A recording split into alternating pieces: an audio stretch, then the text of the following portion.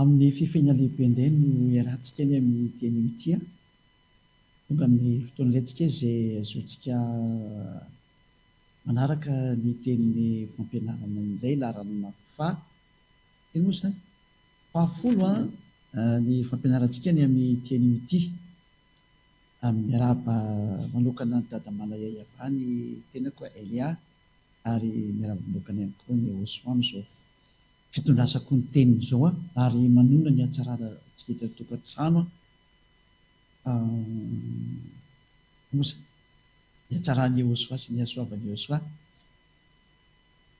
larana fahafolo ny fampianarantsika araka ny efa diniko teo ny ambassadeur ny Osoa Elia indray no mandro tokantantsika ny amin'ny teny mitia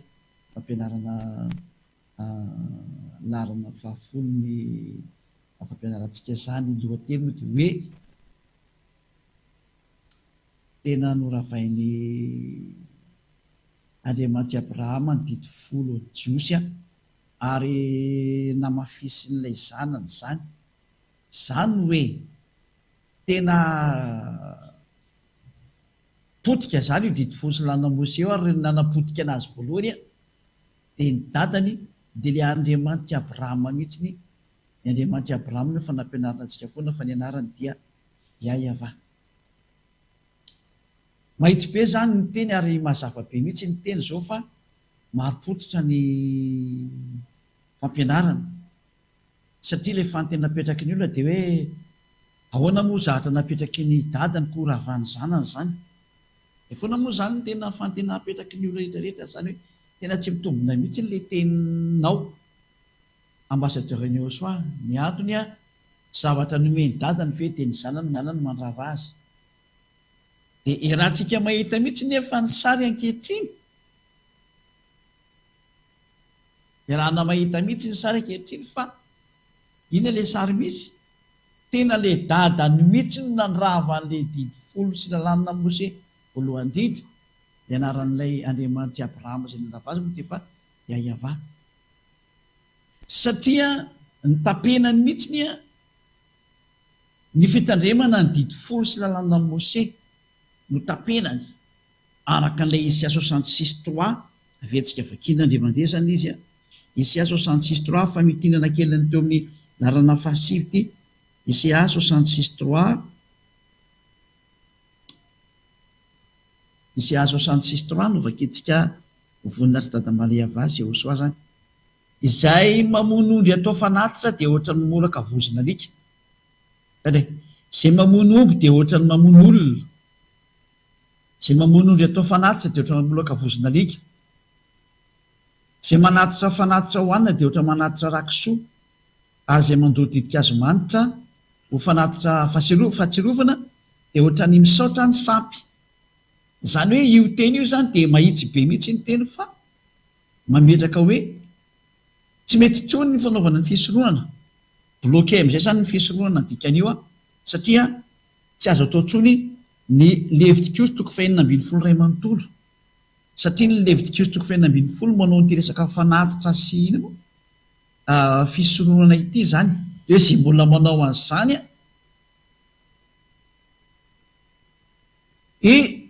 tovy amin'ireo zava-doza hoe ohatrany mamono olona ohatrany mamolaka vozina alika ohatrany manatitra rakisoa ary ohatra misaotra ny sampy zany hoe bloqué ny dada Yahva mihitsy ny fanaovana ny fisorohana izay ao amin'ny boky Levitikos 5:12 ka ny sary zany dia mametraka mazava amin'izay hoe ny ten'Andriamanitra hoe tsy azo ampiana tsy azo anesorana ny didi folo sy lalàna Mose raha vakentsika ny Deutéronomia 4:2 Deutéronomia 4:2 dia milaza mihitsy hoe aza ampianareo ny teny dia aza anesoranareo ny teny fantandremo ny didiny avy Andriamanitra ireo izay nidiko anareo mametraka mahitsy be zany ny teny eto hoe aza ampiana ny teny dia aza anesorana ny teny tandremo io fa didiny avy Andriamanitra nareo ka ny didiny avy Andriamanitra zany dia miteny mihitsy hoe tsy azo ampiana ary tsy azo anesorana ny didi folo sy lalàna Mose eto nefa ny dada Yahva mihitsy atandeny bloqué ny le Levitikos 5:12 izay fanaovana an'ilay fisoronana aventsika vakina kely aloha zay io fanamafisana foana levitiko toko fena ambin'ny folo itio io nitapenany dada iava io nonka midiny fatelo levitiko 16-3 de avy teo tsika miditra amin'ny namany 3 et 5 de avy teo apitsika ary zao no entiny arona raha miditra amin'ny fitoerana masina izy vantotrombola iray atao fanatitra no nyota sy ondrolahy iray atao fanatitra dorana aloha zany le hoe mitondra omby sy ondry le resantsika tarikatra amin'ny levitiko toko fa ICA 66-3 eo amin'ny andininy fahenina de ampanatony arona ny vantotrombola zay atao fanatitra ny ota zay ho an'ny tenany ka dia anao fanavotana ho an'ny tena sy ho an'ny ankonana izy zay eto zany de hoe misy koa zany a ny fakanane vantotrombola ho atao fanatitra noho ny ota sy ny maso mafa zany etsy ambandratsika mahita an'le hoe fakana izy mizy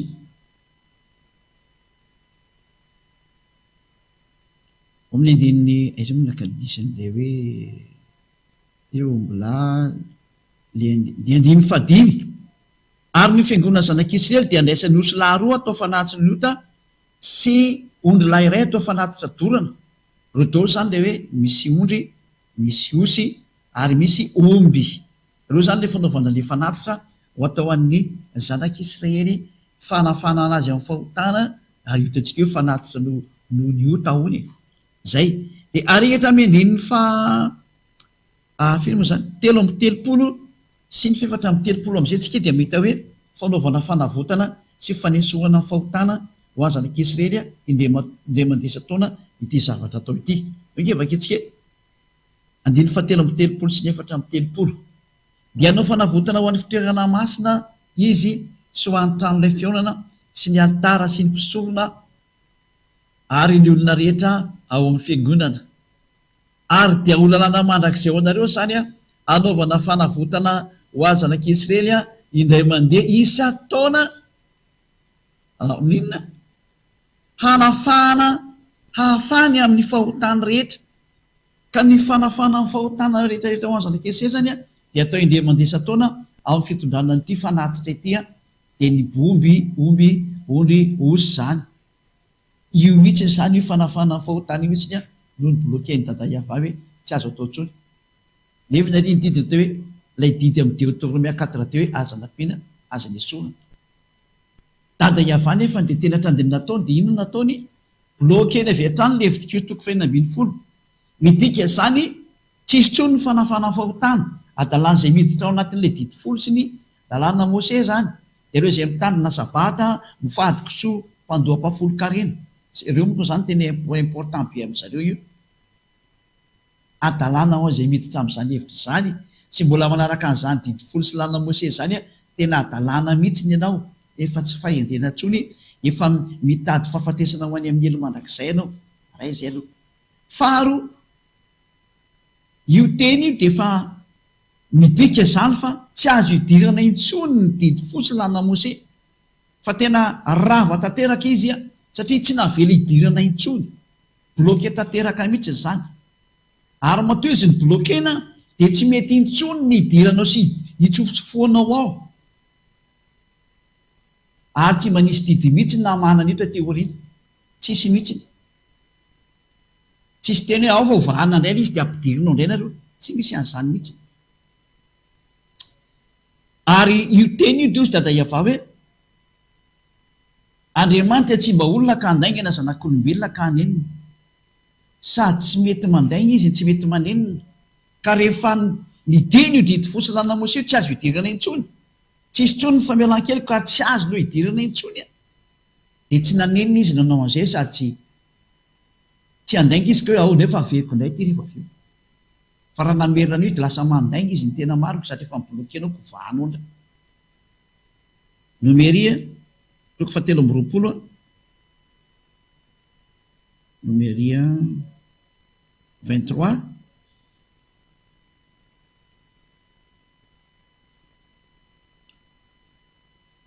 19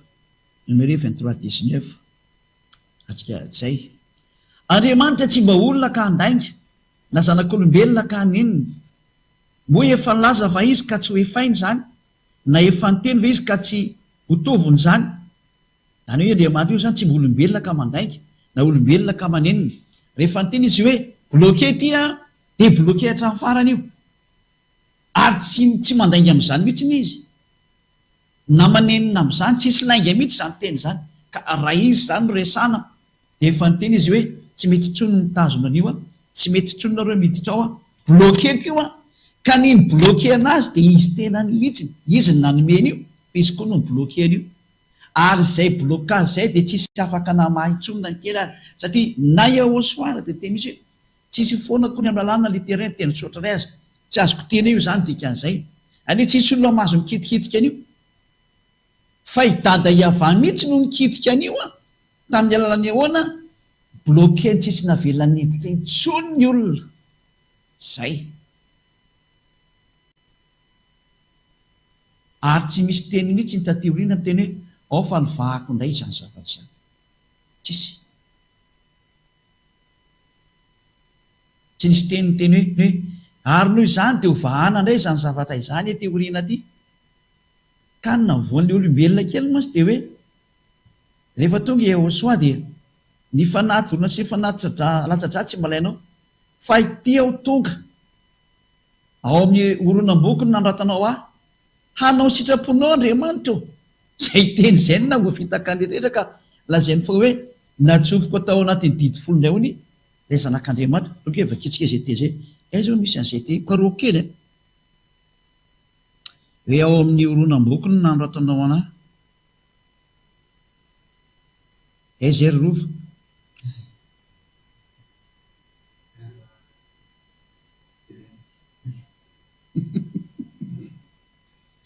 Ao amin'ny Salamo fa 117 zany jerevantsika zany.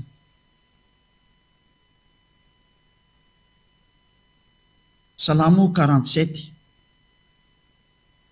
misy teny eo alohan'io fa aloha jerevantsika mitany aloha tany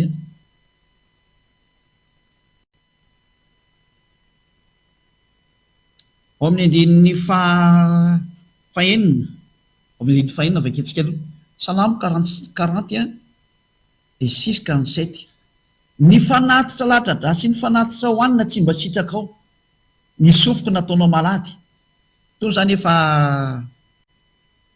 teny efa mazava be amin'ny zanak'Israely hoe tsy mety tsony ilay fanatitra latsa-dra sy ny fanatitra hohaniny, tsy mba sitraka ao tsony ireny, ary ny sofoko izy nataonao malady. Ny fanatitra dorana sy ny fanatitra noniota tsy mba nilainao. Tanao tena efa tsy mety tsony izy, dia rehefa tsy mety izy dia nisy an'ity teny ity. Dia ity teny ity no heveriny mpitondra fivavahana sy ny olona izay tsy mahafantatry n'ina hoe naverina ao anatin'ny boky ny didy folo zany sy ny lalana Mose ilay zanak'Andriamanitra, satria nisy an'ity teny ity tao. Dia hoy izao, ity ao tonga ao amin'ny oronam-boky, ity ao tonga ao amin'ny oronam-boky no nanoratana ahy, ny anao ny sitraponao Andriamanitra no sitrako ary lalanao no ataonatoko. Dia io ilay hoe ao amin'ny oronam-boky no nanoratanao nefa n'ilay dika ilay nanoratana anazy dia ilay teny milaza ny Yahosoa rehetrarehetra nataon'ny mpaminany, fa tsy midika hoe nandeha niverina nampitandrina didy folo Yahosoa ho an'ny jentilisa na ho an'ny olona, satria rehefa tsy nekeny Dada Yahva intsony ilay resaka fisoloonana, dikan'izay raha vatanteraka iny rafitra anankiray iny tsy azo idirana, ary tsy naneniny Dada Yahva amin'izany teny zany, satria efa toetrany mihitsy hoe za tsy mba manenina izany, ary za tsy mbotra ny olombelona ka handainga. Fa rehefa nyteny hoe tsy mahazo idirana intsony dia tsy mahazo idirana intsony, tsy mba ho tahaka ny olona mivadibadika io Andriamanitra io. Ka androany ny teny no dia rapitsinao, na Yahosoa ny teny hoe aoka ny teninareo hoeny dia eny, ary rehefa tsy dia tsy fa ny ankoatran'izay dia avy any amin'ny devoly, na ilay zanak'Andriamanitra zany teny izay mihitsiny. Zany hoe rehefa nyteny zany Dada Yahva hoe non, tsy mety tsony ny fisoloana, dikan'izay rava ny didy folo sy lalana Mose, satria tsy azo idirana intsony io. Fa Dada Yahva zany sady tsy mahazo, tsy hoe tsy mahazo fa izy tsy mety manao zany hoe androany izy manao hoe rapitso mivadika anao, hoe androany izy manao anao rapitso mivadika hoe, rehefa miteny izy hoe tsy azo idirana intsony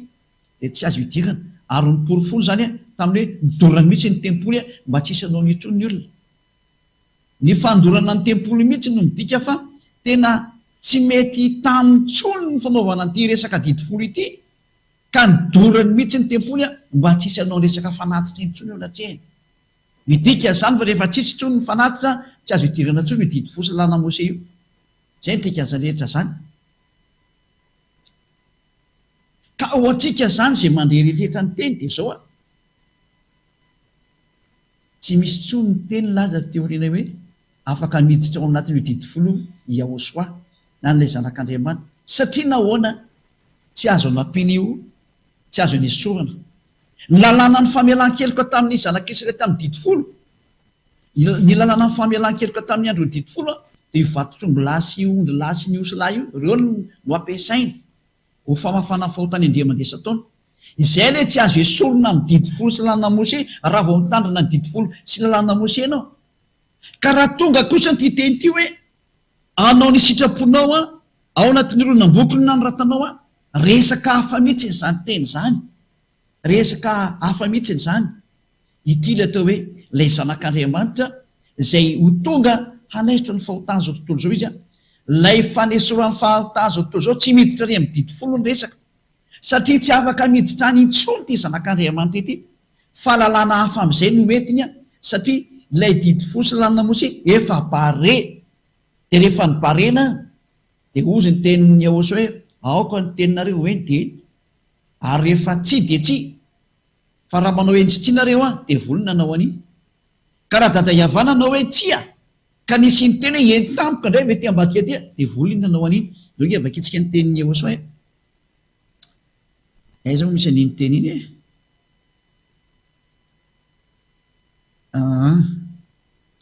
Matio loka roantsika ato aloha aoka ny teninareo hoe ny dieny ary rehefa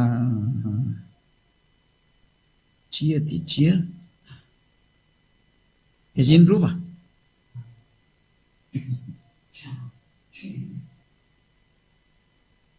tasony aloha ka roa kely atin'ny baiboly ato aloha misy lavana antony any zany ny tena marina fatsika aloha hijeriteny izy hoe aoka ny teny hoe ny teny aty boky Mateo aloha nijerentsika satria ao lay izy fa na nijery ny testamenta vaovao koa rehefa lasa tsy haiko tsony Mateo ao amin'ny toko fahafiry zany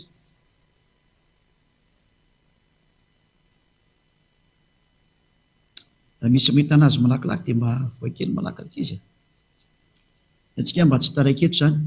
aoka ny tenareo hoe ny teny Matteo 5:37 zay angamba izy io Matteo 5:37 Matteo 5:37 ozy Yahosoa zany eto no miteny fa aoka ny teninareo hoe ny teny ary rehefa tsy dia tsy fa izay mihoatra n'izany dia avy amin'ny divoly lay ratsy zany io tiako teneny io ka eto zany ny teny voalaza marina rehefa nyteny zany io dada iava io hoe tsia tsy azo hidirana tsony dia tsy azo hidirana tsony izy nidika an'izay fa tsy anao avantura ratsy anao any anay mbola ampidirana ihany divoly no manao an'izay rehefa nyteny dada iava hoe tsy mahazo miditra tsony nareo rehefa izay dia tsy mahazo hidiranao tsony nidika an'izay tsy azonao ampidiranao mihitsy zany hoe Yahosoa zany na hoe le zanak'Andriamanitra zany hoe ao fa tsofoka tondray ity misy barazy eo le Deutéronome 4 dia hoe aza nampiana aza nesoana na le zanak'Andriamanitra kosa nanamafy an'izay hoe aza ampianareo ny teny ao anatin'io teny io tsy misy ho foana akory na delitéré na teny tsotra ray zany amin'ny lalàna ozy Yahosoa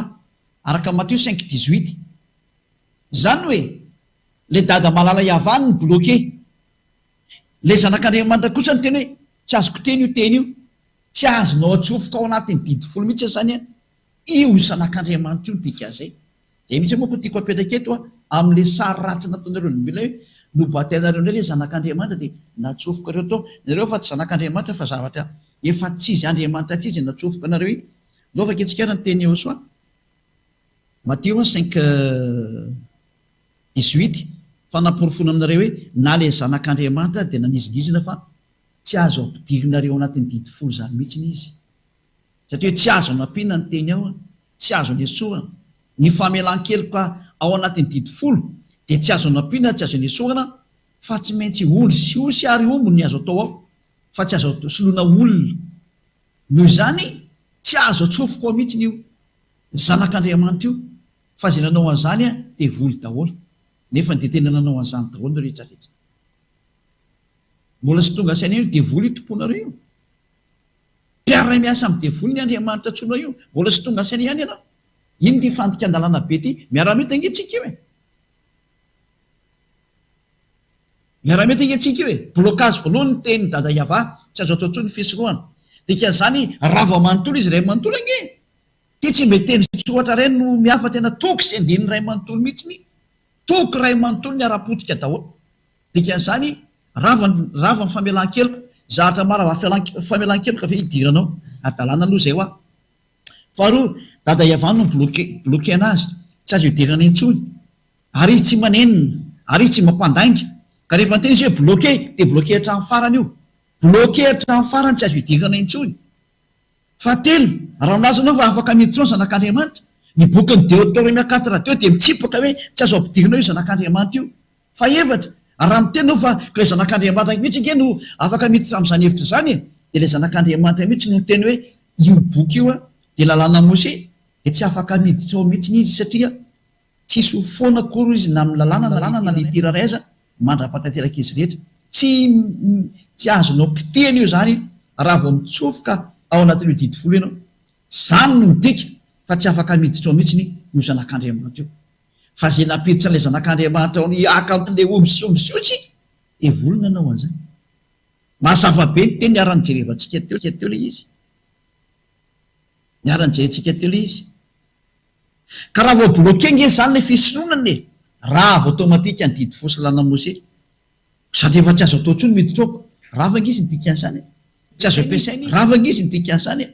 tsy azo atao ninino io satria mipetraka foana ilay teny hoe tsy azo atao tsony ny fanatitra. Dikan'izany fa tsisy tsony ny famelan-keloka, dia olo-gaiga ianao raha mbola miditra ao anatin'izy mihitsy ny dikan'izany, efa agegena adalàna, efa tena tsisy azo ifampiresana amin'izany hevitra izany tsony ny momba ny aminao raha mbola hitsofoka ao ianao, satria mazava ny teny zay hiditra amin'izay tsika amin'ny, satria dia efa mazava mihitsy izay teny izay hoe inona zany ny resaka nataony Yahosoa. Yahosoa kosany dia nilaza izy fa hampiditra momba ny amin'ny fanekena vaovao izay anazy irery ihany. Izy lasa atao fanekena ho an'ny olona, ny didy folo natao fanekena ho an'ny zanak'Israely, fa Yahosoa kosa natao fanekena ho an'ny olona. Ary mba hahatonga ilay fanekena ho an'ny olona hipetraka dia tsy maintsy potena ilay didy folo, satria natokana ho an'ny zanak'Israely ihany. Lozika be zany. Ny didy folo natokana ho an'ny zanak'Israely ihany, nefa ny Yahosoa kosany ho an'ny olombelona rehetra manerana an'izao tontolo izao. Dia inona zany lozikan-javatra zany, satria izy fanekena ho an'izao tontolo izao dia tsy maintsy potena amin'izay ilay taloha tarikatra, satria hitodika ho any amin'izao tontolo izao zany lay fifandraisan'ny dada Iava, hitodika makany amin'izao tontolo izao fa tsy ho an'ny Israely irery ihany. Zay no mahatonga ny hoe tsy maintsy raha avany io didy folo io, satria ho an'ny olona rehetra amin'izay ny fanekena. Raha vao mipetraka eo mantsy io didy folo dia tsy afaka manatona ny dada Iava ny jentil'izy, satria ny didy folo dia natokana ho an'ny zanak'Israely irery ihany, dia tsisy afaka manatona anazy ny jentil'izy ny dikan'izay. Kanefany satria hoe ho an'izao tontolo izao amin'izay ilay fanekena, dia niditra amin'izay ny zava-baovao, vakitsika amin'izay ny teny araka amin'ny bokin'ny Isaia, dia izay ny antony nandravana ny didy folo, mety tsy mila antsika amin'izay satria ho ampidirina ny jentil'izy. Isaia 42:6 izao ny voalaza ao: izao Iava efa niantso anao tamin'ny famarehana, nitantana ny tananao za ka hiaro anao, dia hanome anao ho fanekena ho an'ny olona dia ho fanazavana ny jentil'izy. Dia tsara be mihitsy izy, tena lasa fanekena ho an'ny olona Yahosoa ary ho fanazavana ny jentil'izy. Zany hoe tafiditra zany ny jentil'izy ny dikan'izao re olona, miditra amin'izay ny jentil'izy amin'ity fanekena omena ny olona rehetrarehetra ity, ary ho lasa famonjena hatrany amin'ny farantany ika avakitsika ilay zay teny zay hoe famonjena hatrany amin'ny farantany Isaia zay ndray moa zany izy lokaroantsika ikandray zay hoe zay misy an'izay Isaia 48 angambany izy Isaia 49 dia 6 Isaia 49 6 no vakitsika ilay Isaia 49 6 Isaia 49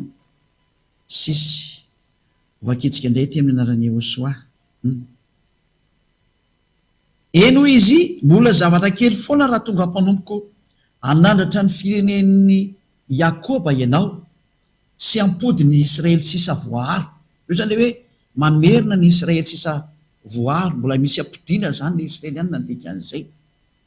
fa omeko fanazavana ny jentilisa koa ianao any hoe ty zanak'Andriamanitra zay nanao fanekena ho an'olo ty zany ho lasa fanazavana ny jentilisa ary ho famonjeko izy dada Iava hatrany amin'ny farantany lasa hoe ho famonjena hatrany amin'ny farantany izy nampidirina ny jentilisa ndika an'izay ka raha ampidirina ny jentilisa tsy mety le didy folo satria le didy folo efa misy teny hoe didy ho an'ny zanak'Israely rery ihany zay le hoe tsy azo anao ampinana tsy azo anesoana dia tsy mety mihitsiny tsy azo ampifandraisana amin'ny didy folo tsony zany ty zanak'Andriamanitra ty ndika an'izany satria izy dia manana lalàna hoe ampitambatra amin'Andriamanitra ny jentilisa indray nefa le jentilisa tsy mahazo mifandray amin'ny didy folo satria ilay didy folo misy teny hoe tsy natao anareo ty didy folo ty ary natokana ny Israely rery ihany no mitandrina an'io dia tsy mety ho any jentilisa zay any amin'ny toeran-kafa misy anazy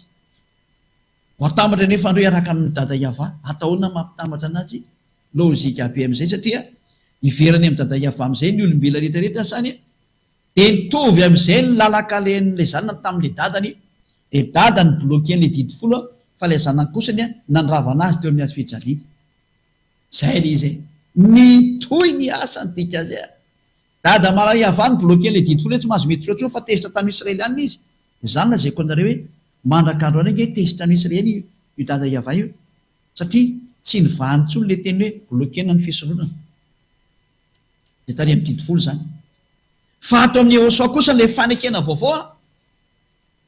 dia tena nisy amin'izay lasa mpisorona ny olona sady lasa mpisorona ny olona lasa fanaty ny olona meko atsika deo zay toko zay rehefa avy eo fa ato amin'ny Hosoa ilaina tsony hoe fanekena vaovao eo aloha dia efantsika hoe Hosoa mihitsy ilay atao hoe fanekena vaovao satria ny rano mihitsiny no atao hoe rano ny fanekena vaovao ka anazy io raha io ka ilay raha mihitsiny no atao hoe rano ny fanekena vaovao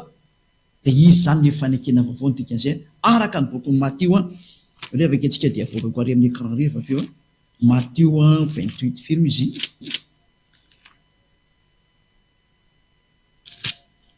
jevatsika nay aloha Matio 28 27 anoany zany 27 28 ataotsika ary hijery le Matio 27 28 eo angambany izay Matio 28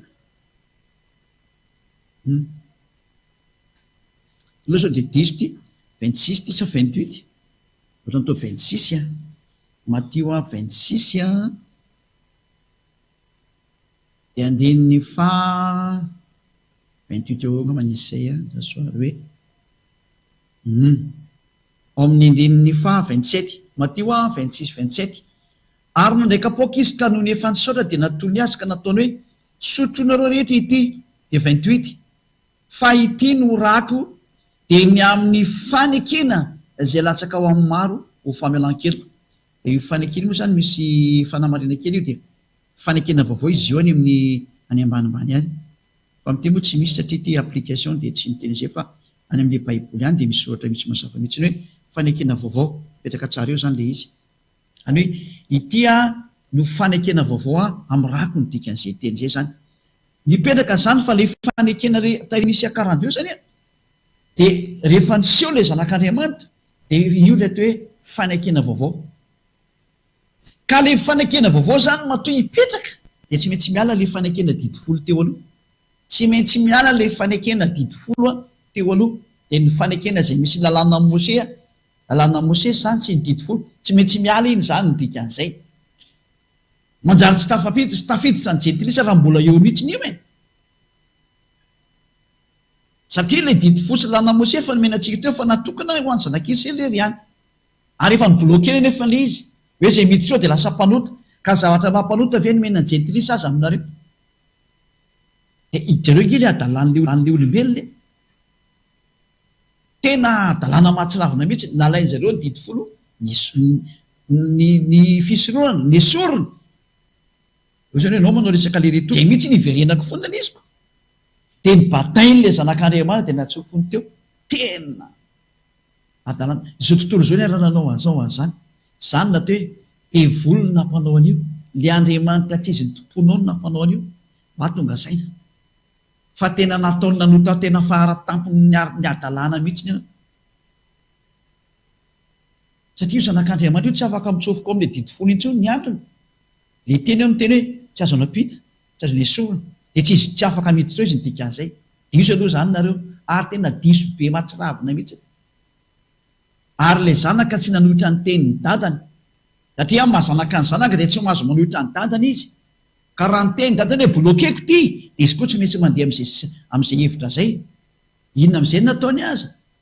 tena nipotehiny teo amin'ny azy fijaliana le izy mo vita le fanekena vaovao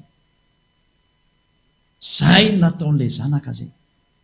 ao tsika ary hijery zava-bitany araka amin'ny bokiny tena tonga anatenareo aza manendrikendrika ny apôstôly zany fa ny apôstôly ve izy ndray ve ndehibe ko any dada Iava hoe ao fa sokafana ndray ty fa azo tandremany didy azo tany malagasy ny hafirenena didy folo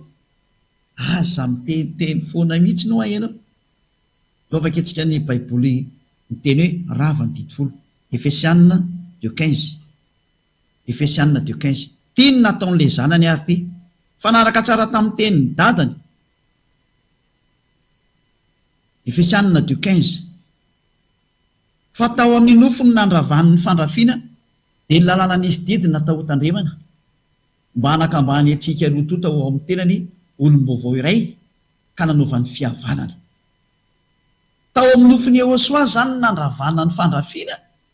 dia ny lalàna nisy didy natao tandremana lalàna ny didy folo zany resahana zany loka vekitsika amin'ny teny frantsay izy io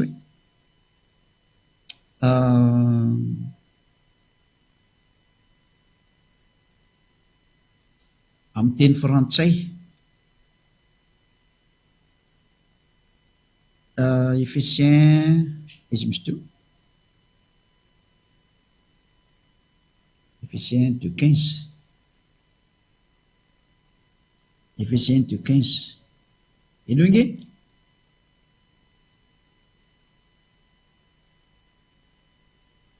il a enlevé toute valeur à la loi de Moïse, à ses commandements et à ses règles. Alors, avec les Juifs et les non-Juifs, Yahushua a créé un seul peuple nouveau en union avec lui. Tena nesoriny daholo mihitsy ny valeur an'izany lalàna Mose zany. Toute la valeur à la loi de Moïse et à ses commandements. Ny nongotany daholo zany. Raha vao maika grave be valeur ny lalàna ve nongotanao tsy loza ve zany dikan'izany grave be ty phrase anakiraiky aty nao ne jevantsika amin'ny teny anglisy ina reny dikan'io amin'ny teny anglisy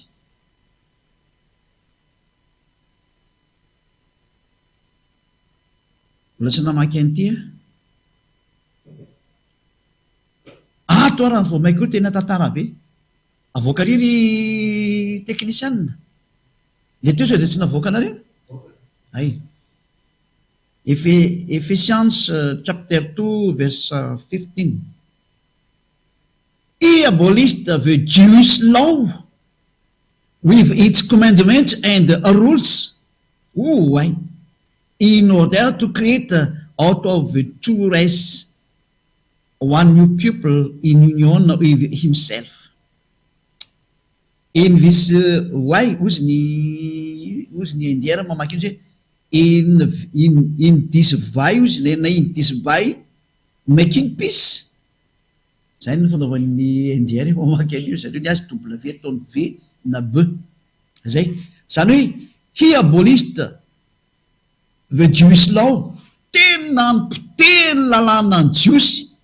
with its commandments and vocabulary, miaraka amin'ny didy folo and rules sy ny rehetrarehetra instruction anatiny ao zany zay le rules moa zany de hoe zay rehetra mikasikasika any am'izay resaky zay zany raha va daholo ny didy fosy lalàna Mose mahitsy be mihitsy io teny io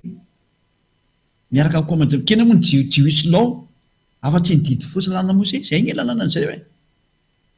raha va ozy ny tenin'Andriamanitra ka zay zany mivaly tenanao amin'ny teny hoe ao ny didy folo ny ravana ka le zana mihitsy ny ravana azy satria rehefa mibloqué ny dadany le didy folo tarika hatramin'le fisolohany lozika ny vonoany am'izay teo miazy fitsalia ko ny zanany de ny confirme mihitsy aza hoe izy no tena fitaovana nampiasain'ny dadany na ravany didy fosy lalàna Mose dika zany fa nialany io dadany io mihitsy ny zanak'Israely fa tena tsy tiany azy ka zay lalàna nampifandray azy tamin'zareo mpiteny zany ilazaka hoe aza mitomany ho jiosy ianao fa zava-dozy zany mitomany lozy ianao raha vao zany ny tadiavinao tsy misy dada iava zany Andriamanitra Abrahama zany nampitandrina io didy folo izany tsony io rehefa bloqueko mbola idiranao tao iny ary na ny Israeliana raha tsy mahazo mitandrina io tsony fa raha izy mitandrina io mbola miantsy ady amin'ny dada iava na ny Israeliana raha tsy mahazo mitandrina io tsony zay no natonga ny Jehoshua hoe tonga mironam-boky no vonao hitondra ny fanekena vaovao fa ny didy folo tsy azo iverenana tso satria dada iava no bloqué n'iny voalohany moa Jehoshua tsy afaka mitsofoko anatin'ny rafitra iny no zany mipetraka am'izay ny fanekena vaovao zao metiny Elia zao ary rehefa tonga Elia afaka mifahotana daholo ny olona zay niaraka tamin'ny Elia ary lasa tsy mahay manota iny tso satria tafaraka amin'le tena famarinana Jehoshua lay fanekena vaovao lay zanaka ny dada malala Yahava tsy mahay manota tso zay miaraka aminy nanomboka tany amin'ny taona 1984 izany fampianarana zany nandeha tsy mahay manota iny tsony zay miaraka amin'ny ambassadeur-ny Jehoshua efatrany zany ataonao na mangalatra an'izany teny zany zao ka iady hoe 1995 1994 1990 fa mba firy taona aloha anao tamin'izany fa ity teny ity kosa ny de niainga tamin'ny taona 1984 ary misy vavolombelona zany atao amin'ny fiangonan'ny Jehoshua ato misy mihitsy zay no tonga natantara hoe mahafantatra an'izany io le ny akatsy fa tena nisy zany sary zany moa ny taratasy fiangonana tamin'ny voalohany tato aza ny mpianatry ny tompo tamin'ny taona 1986 85 amany izy resy na io 85 na 86 fa tsy tadidiko tsony fa zay ny taratasy ety aminay aty voalohany zay zany mba voalohany tamin'izany nanomboka ny toron'ny teny Jehoshua de nanana zay taratasy zay nafana ny toron-teny manerana ty Antananarivo ty tamin'izany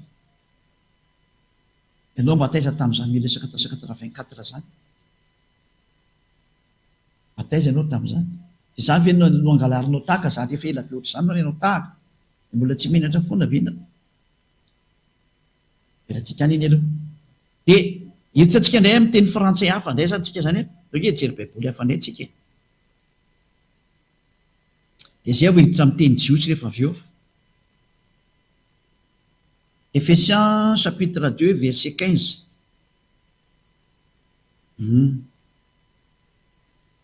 Ephésiens chapitre 2 verset 15 Ephésiens zany ayant anéanti par sa chair la loi des ordonnances io zany izy dans ses prescriptions afin de créer en lui-même avec les deux un seul homme nouveau en établissant la paix zany hoe ayant anéanti par sa chair la loi des ordonnances dans ses prescriptions zany hoe noravany tao amin'ny nofiny ny lalàna ny didy lalàna ao anatin'ny didy rehetrarehetra zany dans ses prescriptions ao ny fitsipika rehetra ao anatiny ao ny didy sy ny fitsipika zany rava tao amin'ny nofiny Jehoshua mazava be mihitsy io sary io mba hafana mampikambana olona anankiray ho lasa anankiray ny olona anankiroa tao amin'ny Jehoshua ary lasa napetraka ny fihavanana am'reto karazan'ireo reto tsy izy moa fa ny jio sy ny jetilisa zany satria niady reo tamin'ny andro ny didy folo mandroaka afafirenena mamono afafirenena foana ny Israelianina zany zava-misy tany aloha tany zany de mipiteny Jehoshua daholo zany rehetrarehetra zany teo amin'ny azo fijaliana ka ny azo fijaliana ny Jehoshua de egalina famonoana ny didy folo sy lalàna Mose zay dao raha vakitsika indray ny io zay baiboly katolika romanina amin'ny teny frantsay io dao ndray tsika hijery ny teny hébreu baiboly hebreonay jerevantsika eto a ao amin'ny sefera efesim fameko anareo fa averitsika ihany sefera efesim zany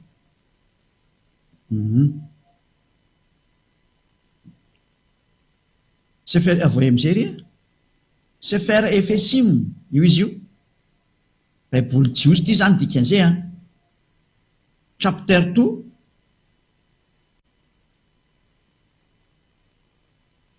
verse 15 ohatra mahay miteny anglais ihany tsika zany rova raha mitoy zao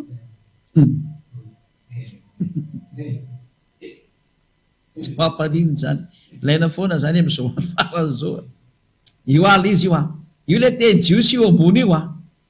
io izy io be de be ay zany izy zany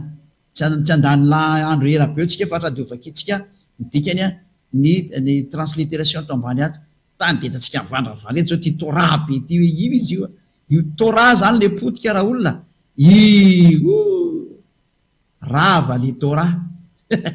daora vakitsika le izy a babatlo haeba bibsaro et torat habitsot vatrikota sy maso samihafa ny tsy idirantsika iny fa ny resana eto zany no zy ny teniny zareo jiosy resaka torah ny resana eto a de ny didy folo sy lalanina mose mihitsy ny zany ny resana eto a hoy ny baibolyny jiosy na ny sefer torah ny jiosy ka raha ny sefer torah ny jiosy zany no miteny eto amin'ny efesianina 15 fa torah le izy inona dikany ary ato moa tsy misy teny frantsay na teny gasy fa de tsy misy teny inglisy ndray a hoe raha tsika mijery zany a izy moa zany teny inglisy amty voilà by abolition in his flesh the hostility which is the law of commandments inatoy content in ordinances so that in his aleo janona am'izay lehibe zay ato zany de miteny hoe by abolition in his flesh ohatran'le tarikatra ihany tamin'ny alalan'ny nofony nandravanny hostility io zany le fandrafina ina le fandrafina which is the law of commandments tsy na fa ny didy folo sy lanina mose de io ny didy folo sy lanina mose mihitsy le navoaka irembony ary hoe torat et torat ka ny baibolyny jiosy zany de mamoaka mihitsy fa ny rava teo amin'ny azo fijaliana olombela reto ato ambony tany de ny torah ary ny ateo torah de ny didy folo sy lalàna mose sota betsaka ny dada iavasy eo so atsika ny am'izany famarinana zany sa misy ho ampina koa inarosony moa zany no ampina am'izany rava ny didy folo ny dikan'izay niara-ny asa izy mianaka ny tena marina nanampy tsara ny dadany mihitsy le zanany ny dadany ny bloke tsy azo idirana ntsony ato de ny zanany namono azy teo amin'ny azy fijaliana rava teo amin'ny azy fijaliana ny didy folo sy ny lalàna mose mbola maly ianao voporofo mihitsy ny original aiza ntsony zay tokony hitandremanao ny didy folo zao lalàna aiza ny idiranao ao satria ny dada iavano ny bloke an'io tsisy famelan-keloka ntsony zay miditra ao porofony zany iana rehetra zay milaza fampanota satria mpitandrina didy folo nareo izay indrindra ny farana ny teny koa mbola misy sotoizana kely ty a atsika aloha mbola hijery kely tsika amin'ilay eza moa arikatra amin'ny hébreu 7 a hébreu 7 a 18-19 mbola ampitsika kely aloha hébreu 7 a de 18 sy ny 19 zany totsika teny gasy hébreu 7 a 18 teny 19 toy izany ary no nandravana ny didy taloha ho any hébreu io a no izy malemy sy tsy manasoa mazavabe zany fa tena rava zany ny didy folo sy lanina mose eto aty bokyny hébreu vaketsika io satria tsy nahalavorarina inona inona ny lalàna ka dia nampidirina fanantenana tsaratsara koa zay natona antsika an'Andriamanitra ka io moa Yahosoa le hoe ampidirina ny fanantenana tsaratsara koa Yahosoa zay voaporofo zany fa tena rava ny didy taloha ka ny didy taloha raha ny hebreo ny resanao a dia ny didy folo sy lalana Mose. Zany hoe vakitsika amin'ny teny frantsay, amin'ny teny frantsay chapitre 7 verset 18-19. L'ancienne règle a été imparfaite et inutile, alors on l'a supprimée. Haiko se de raha mbola tsy mahay dikany verbe supprimer anao dia dana miverina keny amin'le classe de septième miverina maka CP fa mba hainy zareo ao kosa zany. 19. La loi de Moïse n'a rien produit de parfait. Zay. Les lois de Moïse zany resany eto ty l'ancienne règle. On a supprimé l'ancienne règle, la loi de Moïse, parce que cette loi n'a rien produit de quelque chose de parfait. Donc, bien sûr, on l'a supprimé. Hoan'izay meteny français dia maintsy teniko zay. Zany hoe tsy lanintsony le didy fosy lalana Mose satria tsy mahatonga olona parfait. Ancienne règle, ancienne loi, io zany aleo potehina any. Dia ny potehiny Jehosoa izy ary ny apôstôly Paul mivavolombelona napotika anazy. Ny apôstôly Paul mihitsy zao miconforme amin'ny tenin'ny dada Yava sy miconforme amin'ny tenin'ny Jehosoa. Fa ny apôstôly ny sasany le miteniteny foana tsy le any amin'ny tsizy ireny milaza fa hoe ny apôstôly ndreo nameriny io tandrina didy folo mba amin'ny sainy. Lehibe noho ny dada Yavanga zany apôstôly zany aminao. Mahery noho ny dada Yavanga izy nga, mahery ny Andriamanitra Abrahama, mahery noho Jehosoa nga izy aminao. Jehosoa raha tsy niditra tamin'izany hoe namerina ny afafina tamin'ny didy folo zany. Aiza koa mampitombona an'izany aminao. Tanova dia rediredy ny tena mpamosavy mihitsy le mampitandrona didy folo io. Dada Eva bloqué io, Jehosoa nandravan'io, dia tsy mentra zareo ny apôstôly ndreo niverina napiditra ny zansary zany. Mana ambany ny Andriamanitra Abraham nareo amin'izany hevitry nareo zany. Hoe ny apôstôly ndray zany mamerina an'io le tandrina didy folo. Fa mba misaina ve nareo e? Fa na le zanak'Andriamanitra ambanianareo, indrindra ilay dadany ambanianareo, fa iza mihitsy nareo e? Tsy misy teny mihitsy nefa hoe mamahany io hatramin'ny farany. Aiza nisy tenin'ny mpaminany ny teny hoe ao vavahako indray ty. Fa na Jehosoa raha ny teny mihitsy hoe tsy azoko teny ange hoe tsy azo anampiny io, tsy azo inesoany e. Na izy ara zany tsy afaka mitsofoka ao ny dika azy zany. Ary zany no profa tena foana ny didy fosy lalana Mose fa miditra amin'izay ny fanekena vaovao Jehosoa sy ny lalànan'ny Jehosoa. Zay na tonga hoe tena misy lalàna mihitsy ny Jehosoa. Vakitsika ary ny tenin'Andriamanitra ny amin'izay sary izay ndeha. Lalànan'ny Jehosoa hitantsika mihitsy ao amin'ny Jaona 12. Dia lalànan'ny Jehosoa amin'izay raha olona ny arahana zao ampianarin'ny Elia zao. Dia izay ho any amin'ny lanitra tonga daholo manatona ny Elia. Zay na tonga ny Elia amin'ny teny hoe manatona ny Elia amin'izay. Ireo iaraka amin'ny Elia ho any amin'ny Jehosoa tsiketetra. Ho any amin'ny lanitra izay misy any dada malala Yahava andao. Ao ny bagazy ireo iaraka amin'ny Elia amin'izay. Jaona 12:49-50 vakitsika zao ndray ny teny ary hoe manomboka eto lalànan'ny Jehosoa amin'izay aloha ranao tsy misy idirana didy folo tsony. Jaona 12:49-50 satria tsy niteny ho ahy eo faniraizana niraka izy no nandidy azy tsy maintsy ho lazaiko sy izay tsy maintsy ho ampianariko ary fantatry fa ny didiny no fiainana mandrakizay. Koa ny zavatra lazaiko ary dia lazaiko araka ny izay volazan'iray tamiko. Mazava be zany fa tena misy ny didiny ray. Misy didiny ray vaovao zany izay nentin'ny Jehosoa fa tsy mifandray amin'ny didy folo intsony. Tahaka lalam-panorenana io. Misy lalam-panorenana spesialina ho an'ny Amerikanina anazy iny. Misy kosa lalam-panorenana spesialina ho malagasy ho amin'ny malagasy iny dia ohatran'izay io. Ny lalam-panorenana didy folo natokana ho an'ny Israelianina anazy iny. Ny lalam-panorenan'ny Jehosoa kosa natokana ho an'ny jentilisa atsika indray zay. Maiza mandray amin'izay le izy. Samy manana ny azy amin'izay io. Zay teo vovonjy miaraka amin'ny Jehosoa, manaraka ny lalam-panorenan'ny Jehosoa, zao ampianarin'ny Elia zao, lasa olo masina, tsy mahay manao tenitsony, lasa tena olona tsara mihitsy ny ianao. Adala zay tsy mety tamin'izany. Zava mitenao fa zatra tsara nge ty ampianarinao ty fa ny devoly manapotika an'le famarinana foana e. Asakasakanao zay mbola ihany feona devoly ihany. Zay na tonga nampianatra hoe devoly ia madevoly azy dia tsy maintsy manaratsy Elia zany. Fa asany zany fa ny anjaranao kosany a mieno am'izay ny teniny Elia de fantaro fa tena mpamonjy izy ary mpanavitra dao iaraka amin'ny Elia am'izay any amin'ny lantilanty tsika tena ho tantanako tongany ianao fa aza matahotra zany fa vianja ny Elia zany riverinany izy a matona vita nampiahantranao tahaka an'izao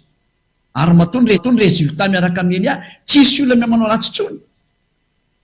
afa-tsy ny devoly zay miditra ady de mody manao ny adalana izy mba naratsina fanjakany Joshua avily izy anao miavaka eny foana izy efa aveo fa atao amin'ny Joshua miaraka amin'ny Elia tena tsy manao ratsy tsony tena izy zay ny eo amin'ny Joshua zay zay le teo hoe miaraka amin'ny Elia zay mahafinaritra be mihitsy ka misy lalàna ny Joshua ary amaranantsika anazy a ny Korintianina voalohany 14:37 ny apôstôly aza nametraka mihitsy ny hoe tena misy ny lalàna ny Joshua Korintianina voalohany 14:37 raha misy manao azo mpaminany Korintianina voalohany 14:37 na manana fanahy dia aoko ho fantany tsara fa didiny tompo izay soratako anareo misy mihitsy izany ny didiny Joshua ny dikan'izay ka ny didiny Joshua zao arahana atao amin'ny Joshua zao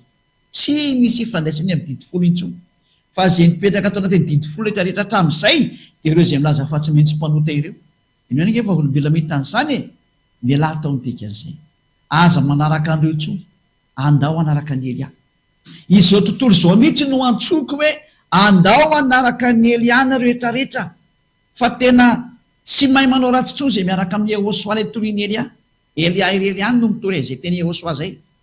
fa ny ankoatra ny Elia olona jiolahy sy mpangahatra ary devoly mpangalatahaka fotsiny tsisy nina fantany io mbola mpampitandrina didy folo daholo reny raha ihany ny patroan'ireny ihany fa Elia kosany de miaraka amin'izany dada malaya iavazy naniraka azy ilay namorona anareo sy Joshua zay nanamboatra anareo mifarana ny teny koa miraso atsika samy teny Joshua ny amin'izany teny zany a ny beba manatony ny Joshua fa dino mangalatra an'izao fampianarana zao rehefa resy lahatra aza manao an'izany zay ny lesona atsika amin'ny faraka 12 rea eo tsika rehefa afaka aza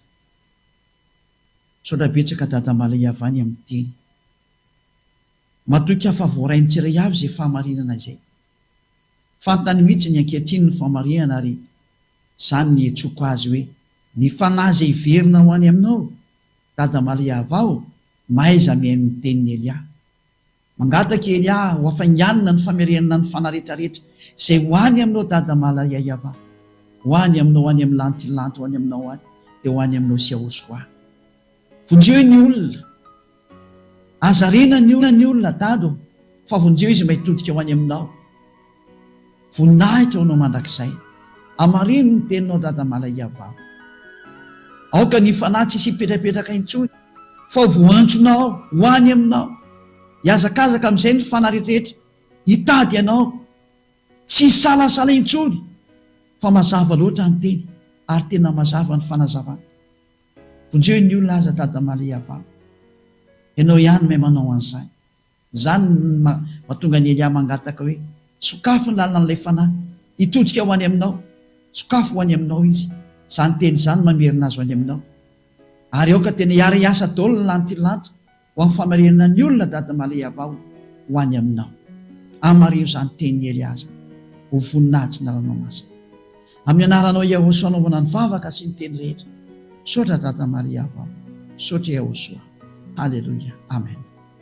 de mirary isotsika etrasa amin'ny teny Joshua zay ndreny ny afarany tentsika tamin'io dia de ho tahiny Joshua tony a tapo amin'izay ny hevitra manarahany dada iavazy Joshua manarahany Elia fa Elia no hitany hoe tia tany zao a ndao hiaraka amiko ho aiza ho any amin'ny lantilanitra atsika ary ifampitantana amiko ianao hoentiko ho any aminay ianao a ho any amin'ny Joshua ndao ary de mirasotsika samy teny Joshua ho amin'ny fitohizan'ny fampianarana manaraka andray a ireo matoly azy